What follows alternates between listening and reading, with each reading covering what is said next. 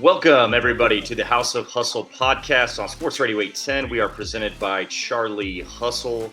My name is Jared Sutton. I'm joined, as always, by my man, Steven St. John. Steven, what's going on, man? It's been a little while since we've had a pod. It has been. We've had travel schedules, and then I took some time off, and then we had a little thing called the NFL Draft week of activities that I went through, and so now we're back. But it's perfect timing because, and I know not everyone will listen to it today, the day that we are recording this, but now we're at a point of tremendous excitement in the NBA because the conference finals starts tonight in the West between the Lakers and the Nuggets, and then we'll see the East start in a showdown between the Heat and the Celtics. But also tonight, the NBA draft lottery, and it's the Victor. Say his last name again perfectly, so I will mimic it. Wembanyama. Say Wembanyama. Victor Wembanyama. And Wembanyama. You can call him Wemby. Wemby? That's his Wemby. nickname. We call him Wemby. It's the Wemby sweepstakes. That's right. Okay, so I want to start with that. Mm-hmm. Okay. And so there have been times, I was looking over the list over the last 25 years of number one overall picks. There's been a lot of hit and misses. There been some good players, don't get me wrong, but I was expecting some more like franchise altering players. But we can get into that. But the question I have for you, there have been times when there's been a clear number one, and when everyone else knows that this guy, whoever gets him, is going to transform that franchise. Mm-hmm. And it's a franchise altering deal. And I think about, remember the excitement of Orlando when they got Shaq O'Neal, because they knew that was it, right? And of course, LeBron. Now, those are two Hall of Famers, so it doesn't have to be to that point. But there have been some times when there's been some indecision about who the best player is, and number one was up in the air. Is this kid Wemby, as you told me to call him, is he that type of transformative player to where whoever is lucky enough to win the lottery tonight and lands him, they've just changed the entire landscape of their franchise, and they've gotten a generational player? I think so, and I think your point's valid. Of when you look back at past drafts and you look at the number one overall pick, like Paolo Banchero was our rookie of the year this year. He was the number one overall pick. But if you go back a year ago, there was some chatter of who really is the number one overall pick, right? Is it Jabari Smith? Is it Paolo Banchero? Is it Chet Holmgren? Is it someone else? I mean, there was some definite chatter throughout the year. This year, very different. I would say Cade Cunningham was this way a little bit too. He was number one on, I would say, most people's boards. Now, I would say there's probably some that had that fluctuating with him at one. But this year, seeing Victor Wembanyama in, I guess it would have been late October, maybe early November, he came to the States. He's playing in France. He has played in France all year, but he came to the States and played against G League Ignite, who has Scoot Henderson, who should be the number two overall pick in this year's draft. Both those guys, I think, have a chance to really be core franchise pieces. But I think with Victor and Wemby, as we like to call him here on the House Hustle podcast, he's a different level of uniqueness to him to make him putting him in that conversation of a generational talent. He's listed at 7'2". He's bigger than that. They try to downplay his size because he's grown over the last 12 months. And to see this kid, and he is a kid. I mean, he's very young. He's mature for. You say that normally we're talking about. They list him at 6'10", but he's actually 6'8.5". That's what we're. So you're telling me they list him at 7'2", but he's actually 7'4". So now, why are they trying to downplay his size? I think they look at it as, in past, draft classes, and you go back years of history. Teams can kind of fear being almost too tall to where you can't move and you can't add strength to your frame. And then all of a sudden, you can't play on the wing, and then you got to be a 5, and it starts to change how you think of how you will put a piece that you want to have this generational talent and this franchise changing draft pick. How are you going to play him? I think that's sometimes can be a fear. I don't look at it that way because I think he moves very well for his size. He moves very differently, than guys that are above 7'1". You're talking about, Kevin Durant in this conversation of how he plays in terms of facing up, being a guy that can, shoot the ball from the perimeter, can put the ball on the floor. He's got good balls. He plays like a guard. He's not really a 5. He can switch out and play. Defensively, he can switch out and guard on the perimeter. He probably is a 5 defensively that's got to get strong because he's a good rim protector. But in terms of just his overall ability and how he shoots the ball and how he can create and how much space he covers at his size and his fluidity of movement, that to me is the biggest piece with Wemby. And he's been number 1 on most boards, probably all boards all year, and that hasn't changed. There's been no reason to change that. What he's done in France, I mean, he's playing against professionals. He's playing against grown men. When we saw him against Ignite, hit 6 threes in the game I saw him at. I think he had 27 points, 11 rebounds, and just everything looked really effortless for him. And he's still very young. There's still more to be desired in terms of his development. So he is deserving of, I think, the hype. Are there concerns? Yeah, there are concerns with every player and every prospect. There was concerns about LeBron James when he was coming out, right? There's always strengths and weaknesses to any prospect. But when you look at just the clear-cut number 1 overall pick, Victor's been there all year. But I don't think it should overshadow Scoot Henderson either, and Brandon Miller and some of these guys that are going to be there at the top of the draft as well. That's what makes tonight so intriguing, and especially for a team like us in New Orleans, who right now are pegged at the 14th pick, but there's still a 2.5% chance we get into the top 4. So it could just totally change how you view, where you're selecting and really guys that you're going to target, and it opens up more conversation of bringing more guys into your own building to have draft workouts and interviews. It just gives you more opportunity to see more guys and get to know guys and really have more information to make a decision on once you get closer to the draft. Okay, so Chet Holmgren is a guy that was very polarizing, and most people, right, that knocked him said, well, I mean, you look at that frame, he's not going to be durable. He's not going to last long in the NBA. And look, he still could come back and have a hell of a career, but he didn't last long his rookie year, right? And you look at him and you got to think, I mean, how's he going to hold up to a full season and then the playoffs if his team's good? Those are legitimate questions, not about a skill set, but about just his frame and how much good weight can you put on his frame, and how will it affect his game, and how durable can he be? And so, are there any questions about Victor about that when you look at him? Like if you're a team that's trying to pick him apart, you're still going to pick him number 1 overall, but what would your concerns be about him? Well, obviously, I mean, with Chet, he plays in a pro-am after getting drafted, and the first time he guards LeBron James, he has the injury just off straight physicality, and he landed wrong. And injuries can be freaky things, but I think a lot of teams thought, this is the difference going from the WCC to the NBA. The level of physicality is so different. The strength, the athleticism, the size, the explosiveness, everything is different. For not just players come from the WCC, but all college players, and guys now that are coming from OTE and G League Ignite. You're taking that big step forward to professional basketball in the best league in the world, and our game's a global game now. I think that's something that benefits Victor, is that he's playing overseas. He's playing against legit competition. He's playing against grown men. It's good, and he's played really well, and he's gotten the full treatment in terms of guys being physical with him, pushing him around. He doesn't get pushed around all that easy. There was a player in the draft a couple years ago, Evan Mobley out of USC, who's been very good for the Cavs. That body type from him, he was still very long. He had a little bit more strength than Chet, but his movement and against Kansas in the NCAA tournament. Do you remember that? Oh yeah.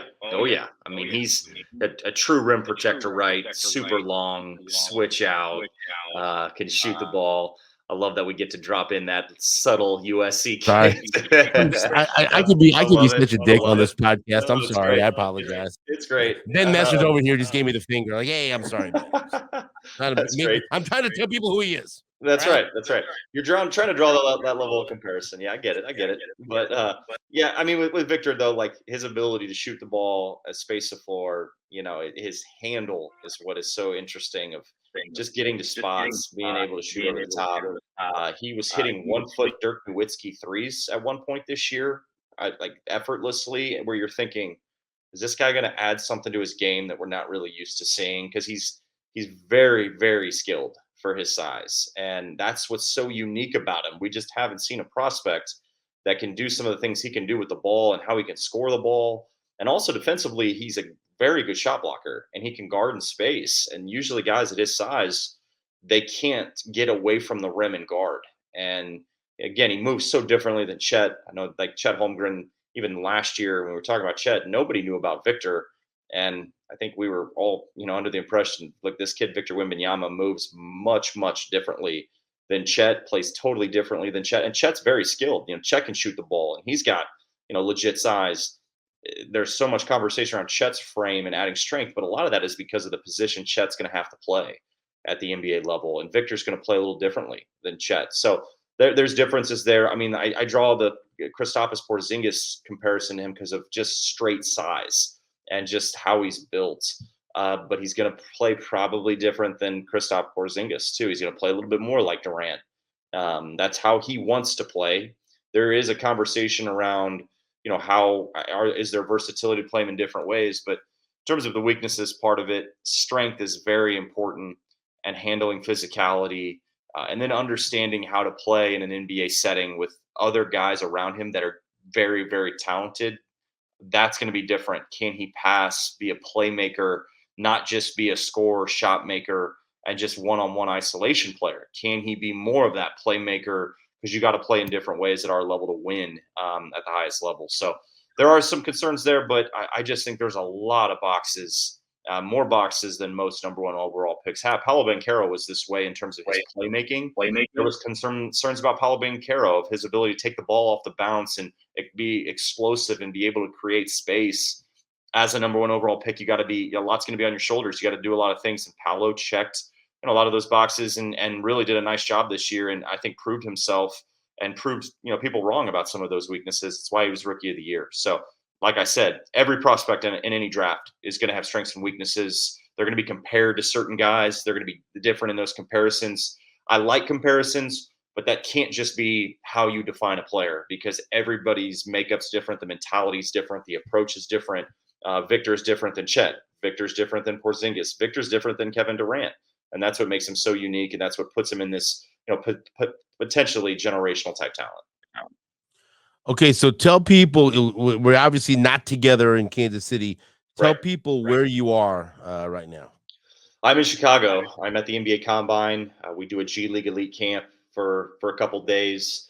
We go through that process of watching players that probably are going to be in the G League. There is a G League Elite Camp call-up where typically 5 to 8 guys year to year get called up from the G League Elite Camp to the NBA Combine, and they're in that big combine, as we call it.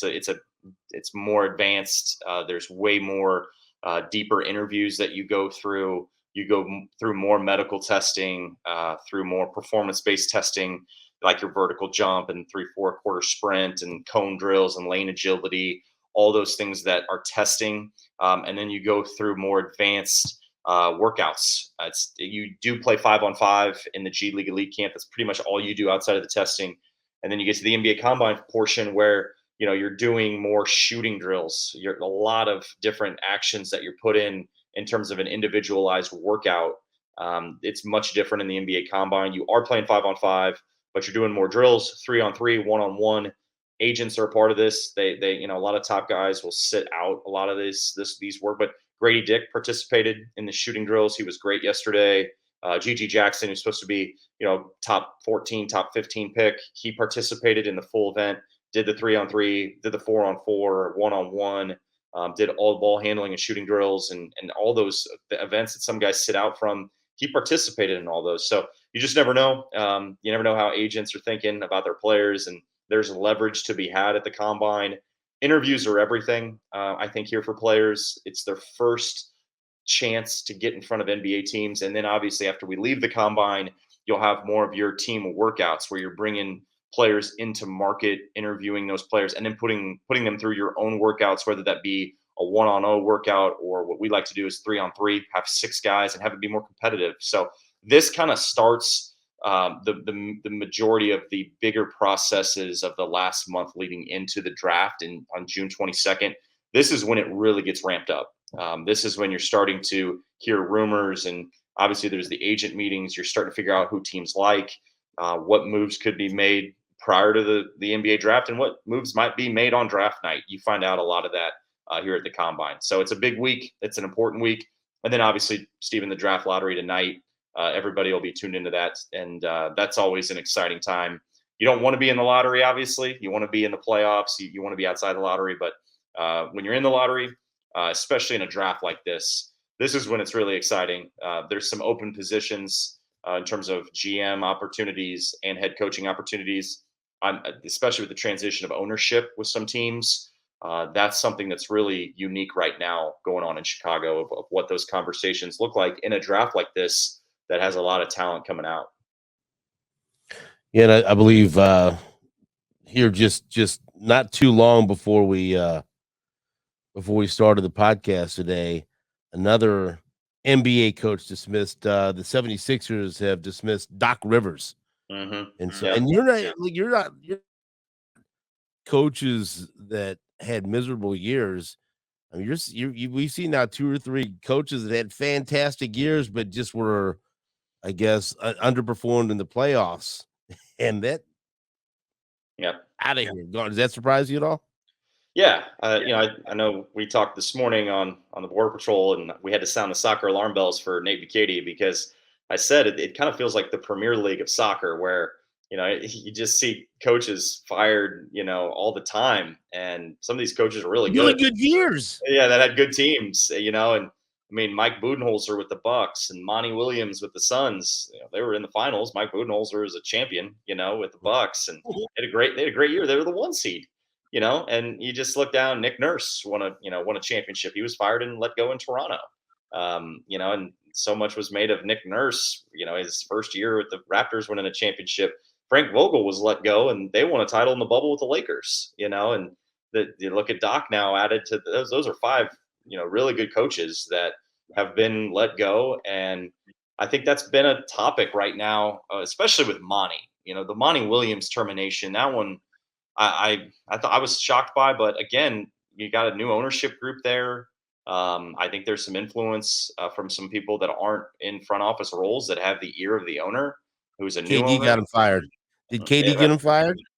I think there could be a player from the Bad Boy Pistons that might have been involved in some of those discussions. It's just amazing sometimes how you look at a year like the Suns had, and they made a deal, and they don't have a lot of draft capital. They've pretty much sold off a lot of their picks to go get Kevin Durant, and I understand that. Kevin Durant is a Hall of Fame talent, an NBA champion, one of the best scorers we'll ever see in this league. I get it, especially adding him with Devin Booker. Yeah, Chris Paul gets hurt. I mean, you lose your starting point guard and your decision maker and playmaker. DeAndre Ayton was banged up. There was a lot of factors of why the Suns did not advance, but they were a great team, and you added Kevin Durant at the trade deadline, and there wasn't all that much time with Durant. He was a little banged up as well. He rolled his ankle in a pregame warmup, had to sit out a lot of games.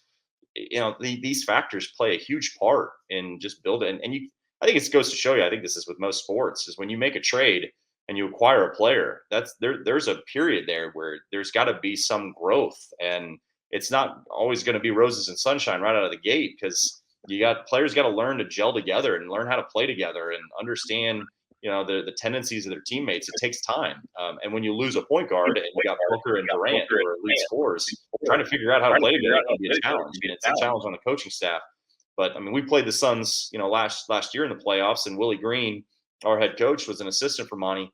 The Suns organization, they were able to get to where they are because of money, because of the culture he sets. He's such a respected head coach. So for him to lose his job, that one was very surprising to me. So Isaiah Thomas was in the owner's ear and got him fired, and so now the at least the rumor is that Isaiah is going to recommend himself to be the head coach of the Suns. And I'm reading on Twitter, one guy that covers the Suns has threatened to rip the eyeballs out of his head if Isaiah Thomas coaches the Suns. So they're not taking that very well. You're And right. so yeah, it's kind of he shows pictures of him just sitting next to the owner the entire playoffs, whispering gently in his ear. So we'll see if that ends up happening. But yeah, wild stuff. So Doc Rivers, not a guy you want coach. He'll get you to a game 7. That's right. But he will lose it. Right. He's lost 10, including 5 game 7s in a row. So he'll get you to the cusp, but then he will break your heart. Okay, so you're in Chicago. We're talking about the draft. So I'm not really gonna vent, but maybe I will. I don't know what's going on with Kobe Brown. I don't know what's happening right now. Because I get it, he might get drafted. I understand that, and he could get drafted in the second round, and more power to him. That'd be great. But what the hell is he doing in the transfer portal? I mean, what kind of shenanigans, what kind of tampering is going on right now with these other coaches? I'm hearing about Kentucky sniffing around him in Arkansas. I don't need these things. If Kobe leaves and goes to the NBA, he leaves with our blessing, and we wish him nothing but the best. Are we gonna have to deal with Kobe Brown? Explain to me what's happening here. Why is he in the transfer portal, and what's going on with Kobe Brown? Yeah, the transfer portal one, that I don't understand. I'm trying to wrap my mind around that as well. His name is firmly in the draft. Obviously, he's in the combine. He didn't have to go through any G League Elite Camp stuff. Demoy Hodge did. Kobe was firmly, one of those guys that teams put on their list and the league knew should be in the main combine. So he participated yesterday in his workout. He did the testing. He'll interview. So he's firmly in. He will play as well on Wednesday and Thursday in 5-on-5. So it's a big week for him. He is that name. That's his range could really be impacted by this week, and then also obviously the workouts that follow. Not everything's going to come down and ride on just this week at the combine. It's also going to be team workouts, his pro day. There's still so many things of his evaluation in terms of the NBA part of this. He very much could be, in the top 45 as a second round pick. He could be 45 to 60. He could be a 2-way contract, which is still very good, and it gets his NBA career started, which I think is his ultimate goal, obviously. And a big part of last year was him having his eyes set on, he knew he could be an NBA player. And there's teams that have interest in him. There's no question. It's 6'8", 250. I think he tested 6% body fat. So he's a muscle. I mean, he's very strong, long, shot it pretty well yesterday. But again, like, this is his first experience going through the combine. A lot of guys can have some timidness. They can struggle just because it is different. And your workouts, it's not like a college practice. It's not like a college workout or an individual workout in college. It's different. You're being put in a lot of NBA, parts of, a workout where he's mostly a 4, and he's doing a ton of shooting drills. He's doing a ton of ball handling drills.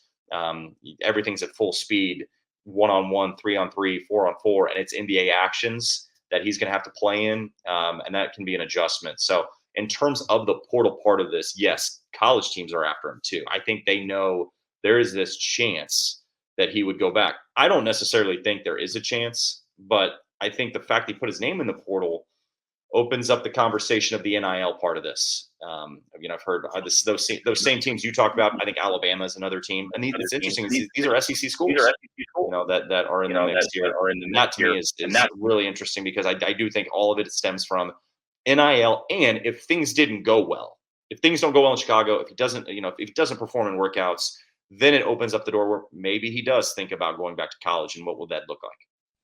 See, now you can get me going, okay? Because I've seen a few people suggest online on the internets that Mizzou has an NIL problem, right? And so, like, I get it. They lost out to Duke on one big man. Okay, then the big man from West Virginia goes to Mississippi State. Hmm. Sorry, they shouldn't be losing on Mississippi to Mississippi State. But and so then and there's a couple of people that I follow that are insiders, and one of them suggested, Mizzou had a chance all these players, but it comes down to money, and they have an NIL problem. And so if you heard that, because and look, we can be negative. I don't know if you realize that, but Mizzou can be negative as a fan base. Why am I This is new telling to you? me. What do you mean? I don't understand.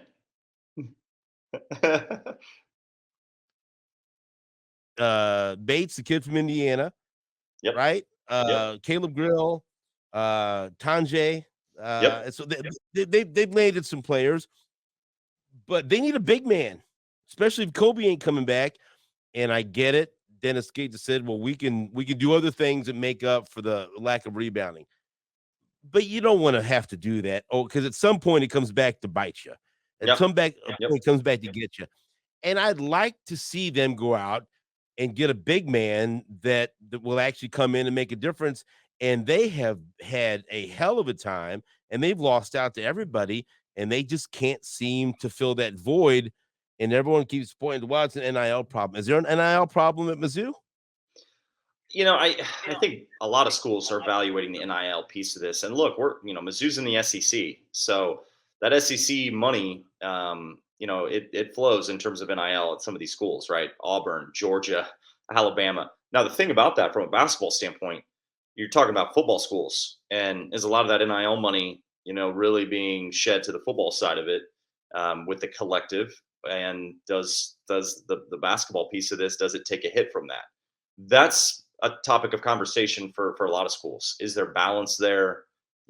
Obviously with donors and different alumni or fans that are donating to the NIL fund, them making their needs and their wishes, to why they're making that donation, what they want it going towards. Those are all topic of conversation and fundraising in college athletics. It's just what you go through.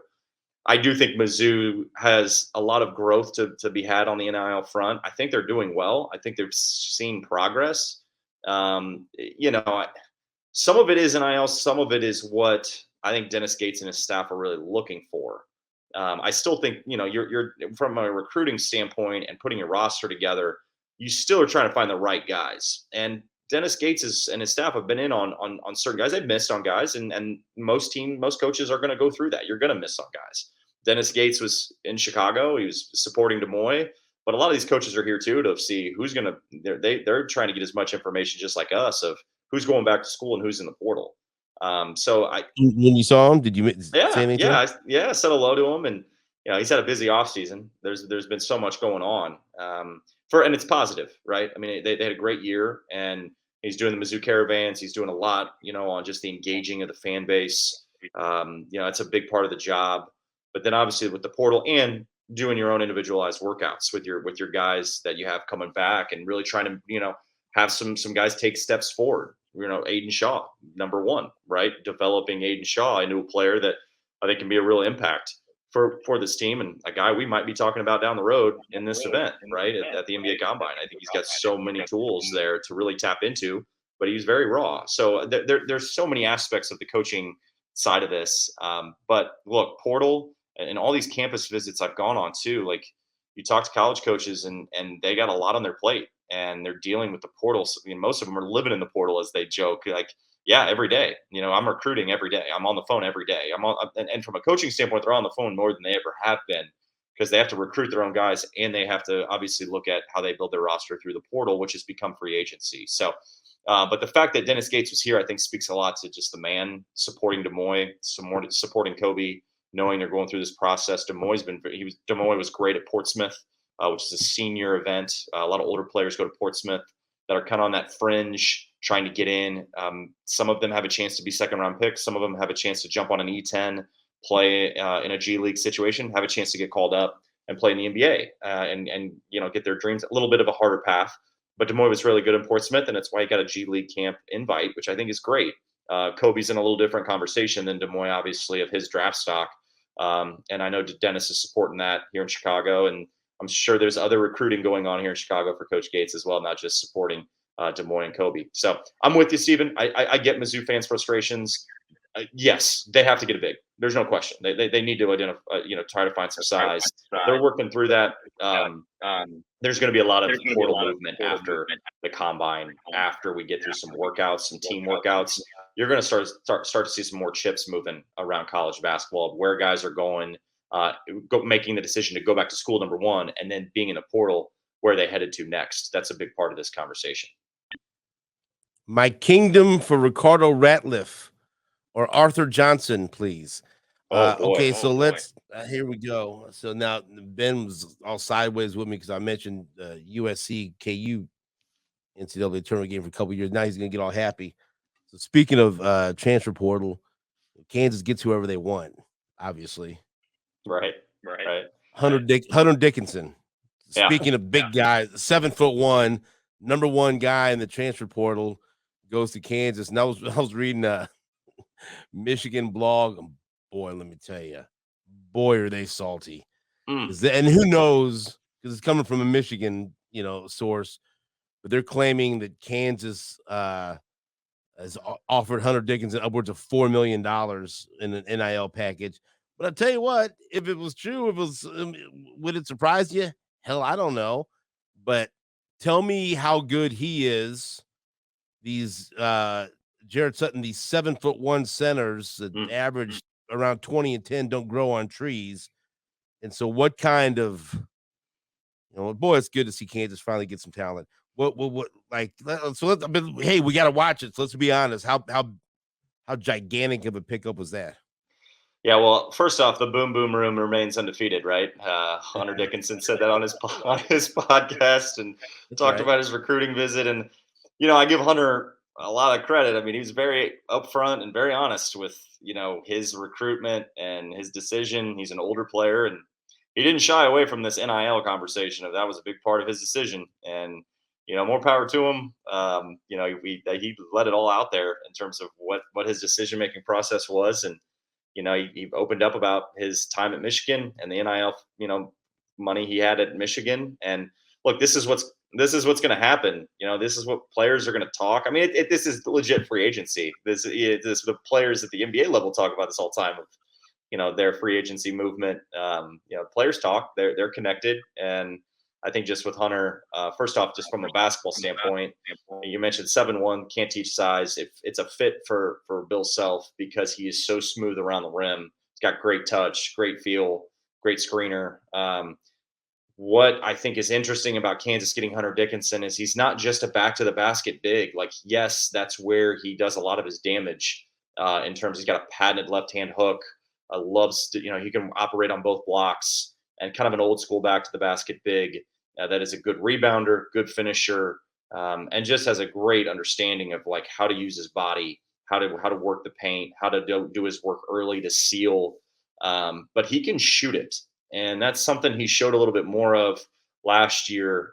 His ability to drag situations or pick and pop even. He can shoot the three, and he can play in the mid post and do some things with the ball in terms of passing. So it's going to be unique of how Bill Self really uses the strengths of Hunter Dickinson, because he's a very smart player, more of a drop big in coverage defensively. Is Coach Self going to really get him to move his feet better? Something he did with Udoka Azubuike, where Udoka got in such elite shape and was able to do a lot of switching for their defense as a big, and you can keep him in the game, especially without fouling. This is a big offseason for Hunter. If he wants to play at the next level, he's got to show some other things. And that would be working on his body, being in elite shape, being able to maybe switch out and guard on the perimeter. Can Bill Self get that out of him? That's what I think is really interesting. But in terms of the player getting, he's definitely one of the most productive players that was in the portal, and a huge get for Kansas. I think Kentucky was the other school they were competing with, maybe one other. And it's a great fit. Hunter is going to, number one, be able to play at Allen Fieldhouse and have that environment that I think he was looking for in terms of playing, going from Michigan to another bigger school, the NIL part of this, but then, his ability to play with an elite point guard and DeJuan Harris, play in a system that maybe could allow him to do some other things and showcase himself differently. I also think them getting Arterio Morris from Texas was a huge pickup for them. He is a very explosive guard. He's got really good skill off the dribble. He can play above the rim. Obviously, all those guards at Texas, he was kind of that end of the bench guard that really wasn't able to get much opportunity. He did play a little bit more at the end of the year, and I thought gave Texas an extra punch. So I'm really curious as well what happens there with Arterio Morris in terms of the role he's going to play and the impact he's going to make on this team. Saw Kevin McCullough and Jalen Wilson yesterday. Obviously, Grady as well going through this draft process. Those were their three big core pieces, and they're able to establish that with Hunter. And I think Arterio is going to be a big core piece of that team from what he can bring and both ends of the floor. And I think Coach Self, that's a big project for him of developing Arterio Morris. And it's time to kind of grow up for Arterio Morris. He's such an elite talent, but he needs a coach like Coach Self to really be on him and really get him to get to where he's really his potential is, because he's got a high ceiling and could be a real impact for Kansas next year. All right, let's get into the NBA playoffs now. As I mentioned tonight, the Western Conference Finals start between the Lakers and the Nuggets, and then you've got the Heat and the Celtics in the Eastern Conference. And so I've gone back and forth. There's some interesting matchups that we could root for in the finals. I'd like to see a rematch between the Lakers and the Heat, because when they met in the bubble, what we were robbed of was LeBron James having to go and play in front of the fans in Miami. And I think that could have been a lot of fun for everybody, right? Yep. And so that would have been interesting to watch. I mean, clearly, especially after watching Winning Time, which was fantastic. Even if you roll your eyes at, I mean, who wouldn't want to see Lakers Celtics? I mean, I mean that's fantastic too. And again, to watch LeBron James as a member of the Lakers go and play in Boston, God help the ears of the Lakers players and what insults they might hear from the Boston fans. You're right. But see, I like Miami, and Denver is a team. If you want new blood, they're wildly talented. You've got some local ties, some Kansas City ties, to Denver, and you've got the guy that probably should have been the MVP again in Jokic. And so why wouldn't you want to watch them? Because they are the best team left. And like I mentioned, Miami, that closeout game against the Knicks, between their big three with Jimmy Buckets hitting some big shots. There was that one when two guys were on him and fouling him, and Bam came up with that huge dunk that like energized the entire team. And I've always liked Kyle Lowry. He's always played like an old guy to me. And that's one of the few guys, in a league where people complain it's all slam dunks and 3-pointers. Well, he does everything else. And he's still in love with a mid-range shot. And if you can get him playing right and keep him healthy, that big three, they can make plays and they can hang with anyone. And Eric Spoelstra, I think, as you've mentioned, is an underrated coach and what he's done with his body of work. So I think there's multiple attractive matchups here. So I'm just curious what you think's going to happen in the conference finals, and then you can give two answers. One, the matchup you're rooting for, and then two, the matchup that you actually think is going to happen in the finals. Yeah. I love your answer there of what you were kind of wanting out of this conference finals, and that would be, LeBron going back to Miami, and that series, what that would look like, and a 7 seed and an 8 seed on both sides of the aisle with the Eastern Conference and Western Conference. So if it's Heat and Lakers, that'd be great. I think it would be really interesting for the league in terms of parity of two teams that were in the play-in to get to the NBA Finals. That's a great thing for the league. But I think you can't overlook the Denver Nuggets and what they've been in the playoffs. Nikola Jokic, who did not get the MVP nod, how he's playing right now, shooting 48% from three, 60% true shooting percentage, averaging close to 10 assists and 14 rebounds and 30 points. I mean, he's just been outstanding. As we've talked about before, Stephen, like we could talk about the stars of all these teams, like Jimmy Butler, Jason Tatum, LeBron, obviously, and Jokic. Those four guys are going to carry their teams. I think both these series have a chance to go long, where we're talking 6 or 7 again. And we've had some game 7s already in the playoffs. The playoffs in general to get to this point have been terrific with some great performances and elite performances across the league, across the playoffs, which has made the playoffs so much fun. But I think when you look at these four teams, it is going to come down to those role players and who's going to step up. Like Jason Tatum going for 51 and shutting the door on Game 7. Jason Tatum is fully capable of doing that, but history shows that Jason Tatum's also, could go for a game where he's 1 for 15 and have one of those nights where he just can't get it going and he struggles. And we've seen that. We saw that last year. We've seen it a little bit this year. Jason Tatum's got to be elite to win a championship. Like he cannot have one of those games.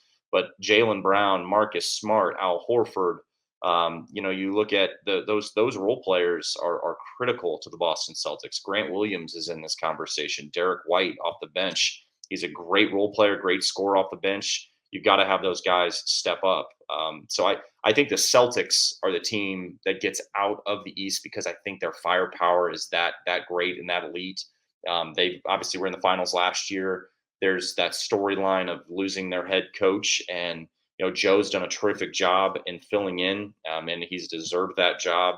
I think he's been great in terms of getting this team to where they are, back with an opportunity to get back to the finals. So I'm going to lean the Celtics over the Heat. I don't like that because the Heat with Jimmy Butler and Bam and Spo, who is one of the better head coaches in the league and has been for years. That dynamic between coaches and adjustments, because Game 1 to Game 2 to Game 3, adjustments are everything in a series. A series lasts for a couple of weeks at times, and those coaches' adjustments are everything in the playoffs. And it does come down to your players, but it does come down to your coaching tactics as well.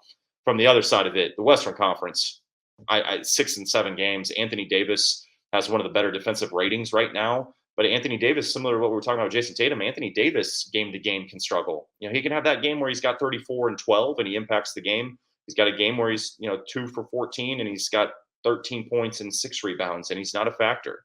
You have to have him AD play at a high level, and then all those role players with D'Angelo Russell. D'Lo's got to be really good. Austin Reeves has been a great spark plug for this Lakers team. Former Wichita State guard, former Oklahoma guard. There's some ties there locally as well with Austin. Spencer, his brother's playing overseas, and Spencer spends a lot of time in Kansas City in the offseason. So I kind of want the Lakers a little bit and pulling for LeBron in year 20 and what he's doing to shut the door on Golden State, have an opportunity in year 20 to win another championship. Maybe it's in Miami, maybe it's in Boston. That to me, that the storylines here are great. And then obviously from the Nuggets standpoint, Jokic as the MVP, everything has been, well, the Nuggets don't do anything in the playoffs. Well, he's got that opportunity. He's doing that. Jokic is playing at that level to win them a championship. But look at Christian Brown, huge piece of the series defensively. He's going to be thrown on LeBron at some point. How does he handle that? How does he guard LeBron James as a rookie? And it's crazy. It's crazy. Jamal Murray, though, kind of similar to the consistency part of this, has to be a great role player for this team. Michael Porter could change this series. Like Michael Porter is the guy to circle of that guy changed the series, made shots, rebounded. Because Michael Porter, when Jokic was out, Michael Porter played really well. Now he plays in a different role off of Jokic, probably than we're used to seeing him in terms of his aggressiveness when Jokic isn't in the lineup. But he's still such a factor in this series and someone that's just circle of could he really impact the game in terms of his shot making. But all four teams deserving of being here. These series are going to be great. I think it's a great Western Conference and a great Eastern Conference Finals. I do expect both series to go pretty long, just because I think all four of these teams. For the Miami Heat, it's all about culture. For the Boston Celtics, it's all about getting back to the finals, and they have all the pieces to do it. Western Conference, it's LeBron, it's AD, it's these guys that the Lakers knew all along when they got together. They wanted to win multiple championships, not just one. They have that bubble championship like looming over their franchise. They want to go do this again. They want LeBron to do it. They know what's at stake with his legacy. And then for the Denver Nuggets, it's Nikola Jokic saying, "Look, it's my time now. I know I'm an MVP. Now I want more because I know my legacy with the Denver Nuggets is now all along going to be under this cloud of winning a championship, and they all have all the pieces to do it as well." Let's see what happens here. I'm going to go Nuggets and Celtics to get to the finals right now, and we'll see how it plays out. It's going to be a fun conference season. Okay, last question to wrap this up. You mentioned the 4 stars of these teams that are left in the Final Four of the NBA playoffs. You got Jokic and LeBron, and there's other great players, but these are the four, the four stars that that do the most. So LeBron and Jokic, Jimmy buckets, and Jason Tatum. You pick one guy at the end of the game, down one. Who do you have the most in any of these and you know who they're playing against in any of these matchups? Which superstar of those four do you have the most faith if they got the ball at the end of the game that they're going to make the game-winning shot? It's a great question. So all four of them, all four of them can do this. But if you're talking about who's the guy that you just off the, right now, who do you think has that edge? Jimmy Butler. Like I think it's Jimmy. Jimmy buckets, baby. That's right. Yeah, he has done it before. He has had these performances when his back's against the wall that have just been so impressive, and it's not just been this year; it's been years past. Games where he's been banged up and played through injuries. Like I love the conversation, of comparing players to the '80s and '90s. Like Jimmy Butler is one of the toughest players in the league and has been for years. And I mean, he's got the dog, right? He's got the dog in him. That's who Jimmy Butler is. And I just think he's had a lot of moments where he shined. He wants that moment. He knows, he knows who he is. He knows he's the guy, and he's going to take the ball and go win the game. He's just got that mentality. That's how he's wired. Tatum's got the talent and ability to do it. He's done it before.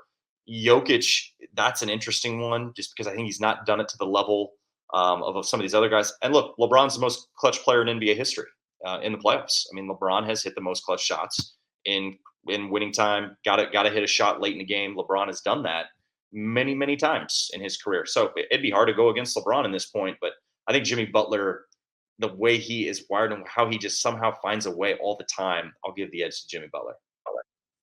Yeah, if you're an opposing fan, your heart sinks at the end of a game if one of those guys has the ball. So it's going to be great to see how, and hopefully we get close, compelling games and a lengthy series in each conference where we could see, like you said, you want to see Jokic in game 6 of the conference finals. You want to see what he's made of and what he can. It's one thing to win the MVP, but what do you do when a trip to the finals is on the line? We all want to see LeBron. And so that, the next day he'll be criticized if he passes the ball to somebody wide open because, Jordan wouldn't have passed when Jordan passed quite a bit. So, it's always fun to see that. So hopefully we get to see that in the conference finals. All right. And you think it's going to be the Celtics and you think it's going to be the Celtics and the Nuggets. Yeah. And so then who do you think ends up winning the whole thing? I'm going to give the edge to the Celtics. I think I'm going to go with Tatum and Jaylen Brown and Marcus Smart and Al Horford. I mean, like those guys have been here plenty of times.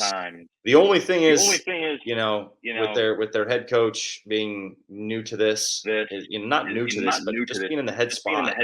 Now you're in the conference finals. Now you got a chance to go to the finals. Some really good coaches. Coach Malone on the Nuggets side, he's a terrific coach, and that to me is the only thing of when you get there for the first time and you're still a really young head coach. You never know how those games can go from just a tactical X and O, draw one up, late game execution, timeout situations, challenges.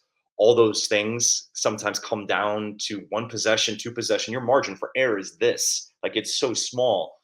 That's the only thing I would have the hold up with the Celtics. And then from a Lakers standpoint, they get there. It's the same thing, right? In terms of having a first-year head coach, a journeyman assistant. But being in that chair when you're at Frank Vogel learned this the hard way when with those Lakers team, they won a championship with Frank and he was let go. So the dynamic of coaching tactics and the experience comes into play in this round and in the finals. But I will give the edge right now to Nuggets Celtics being in the finals, and then it gets fun from there. But I like where the Celtics are at. They've been tested. They've gotten to game 7s. They've gotten through it multiple times. Jason Tatum, this is your time. You wanted to get back here. You got smacked by Golden State in the finals last year. I know what, and he said it in his post game the other day. He is one of the best players in the world, and to where his boy Kobe Bryant was, and that's who he's idolized. it's time right now. And your legacy in Boston matters too, with how you're compared to some of the Boston greats. Tatum, it's his time. Like this is what he's been thinking about all off season, and he's got the pieces around him to do it as well. It's going to happen. Denver is going to make it to the finals. And then Michael Porter Jr. is going to hit like a game-winning shot in game 5 or game 6, or he's going to play out of his mind and be at least like a dark horse for NBA Finals MVP. And then I'm going to throw myself down a flight of stairs because we were robbed of watching him. It has to, because you knew when he didn't play at Mizzou and we only saw like 50% of Michael Porter Jr., you knew two things. At some point, he was going to get fully healthy. And at some point, he was going to be on the biggest stage. And I feel like I can see like an impending storm coming. Right. Right. Just to complete your circle of anguish, we're going to show you what Michael Porter Jr. can do. So, something's going to happen. Like, it's going to be, I don't know, it's going to be the pivotal game 5 in the finals. He's going to hit some kind of crazy shot to win it. Hey, Steve, at least Mizzou fans and Kansas fans kind of come together during this time. With Christian Brown, Michael Porter. Hey, I think there's a lot of Nuggets fans in. I'll root for Christian Brown. He's repping KC. Absolutely. Repping KC. I check everything out of the door, and KC's the most important. We rep Kansas City together. That's right. So I'm glad you talked me back into this thing. But I don't need Michael Porter Jr. becoming a superstar on the basketball's biggest stage. Just let him be a role player and let everyone else win games with shots. I don't want that. I can't have it. I can't handle it. All right. So Jared Sutton, again, this has been a wonderful episode of House of Hustle. And so before we let you go, tell people what your next week or so is going to be like up there in Chicago. You're going to be scouting and checking out these players and watching basketball. You're going to be going crazy over the next week. Yeah, it's already been a crazy week. I mean, Saturday, Sunday, watching the G League Elite Camp, being a part of the interview process. So interviewing players, it's always it kind of all your work kind of comes to this moment. It's a huge, huge week, especially with your staff. A lot of staff meetings going on during this time. But with this combine process, doing a ton of deep dives on guys and just having more camaraderie with your scouts, your GM, your president, your face-to-face. They're asking you a lot of questions, not just on the floor, but they're getting ready for interviews. You have a lot of insight into a lot of these conversations. So it's a busy time. Preparation's everything. And then when you look at the weeks to come, it's a little different in terms of having workouts in market. I'll be getting married. Perfect time to be getting married. During this process, I get married here in 2 weeks, and then boom, it's like draft 2 weeks later. So it's just a busy month in general with a lot of stuff going on. But it's a best time of the year for me. The draft is my Super Bowl, and it's almost like you're in the playoffs right now. Right? You're getting ready to get to that level because it's all these steps to get there that you got to get through. And every piece of this process, and I hate to use the word process, but there's just all these steps that you have to take. You can't skip a step in trying to acquire a pick. And always from a scouting standpoint, you're one trade away from thinking very differently, whether that be at the top of the draft, at the back of the draft, in the second round, undrafted guys. And then obviously we'll see what happens tonight with the lottery, because that can make a lot of impact on how this next week's going to go. In case your fiance is watching or listening, your wedding is now your Super Bowl, not the draft. That's true. That's number one. Right? Thank you for the same. Right? That's right. Okay. That's right. The draft is a conference championship game, but then the Super Bowl is the wedding. From a personal standpoint, no question. Yep, no question. Hey, thanks to Charlie Hustle. Go to charliehustle.com. I got a beautiful new Christian Okoye Nigerian Nightmare t-shirt there. You love your stuff from Charlie Hustle, so we thank them very much for being wonderful sponsors. This has been the House of Hustle. And remember, you ask Jared Sutton, you ask me, you ask anyone, Kansas City is for hustlers.